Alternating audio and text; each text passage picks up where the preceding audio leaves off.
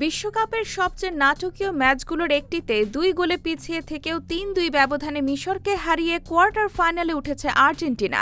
তবে ম্যাচ শেষেও আলোচনার কেন্দ্রবিন্দু জয় নয়, বরং রেফারিং ও ভিএআরের একাধিক বিতর্কিত সিদ্ধান্ত।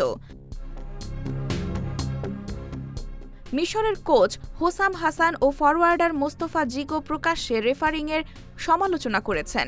তাদের অভিযোগ, ম্যাচের গুরুত্বপূর্ণ মুহূর্তে নেওয়া কয়েকটি সিদ্ধান্ত সরাসরি ম্যাচের গতিপথ বদলে দিয়েছে। প্রথমার্ধে এমাম আশুরকে নাহুয়েল মলিনার বাধা দেওয়ার পরও ফাউল না দেওয়া, দ্বিতীয়ার্ধে মিশরের একটি গোল ভিএআরের সহায়তায় বাতিল করা এবং মোহাম্মদ সালার সম্ভাব্য পেনাল্টির আবেদন নাকচ হওয়া, এই ৩টি সিদ্ধান্ত নিয়েই সবচেয়ে বেশি বিতর্ক তৈরি হয়েছে। সামাজিক যোগাযোগ মাধ্যমেও সমর্থক, সাংবাদিক এবং সাবেক ফুটবলারদের অনেকে প্রশ্ন তুলেছেন, 50-50 সিদ্ধান্তগুলো কেন বারবার আর্জেন্টিনার পক্ষেই যাচ্ছে, যদিও এসব অভিযোগের বিষয়ে ম্যাচ কর্মকর্তারা কোনো মন্তব্য করেননি।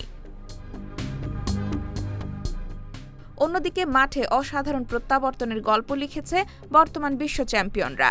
৭৯ মিনিট পর্যন্ত ২-০ গোলে পিছিয়ে থাকা আর্জেন্টিনা লিওনেল মেসির অনুপ্রেরণায় ঘুরে দাঁড়ায়।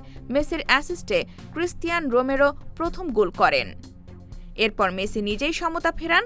অতিরিক্ত সময়ে এনজো ফার্নান্দেজের জয়সূচক গোলে ৩-২ ব্যবধানে জয় নিশ্চিত করে আর্জেন্টিনা। সাপ্তাহিক বাংলা গ্যাজেট নিউজ ডেস্ক।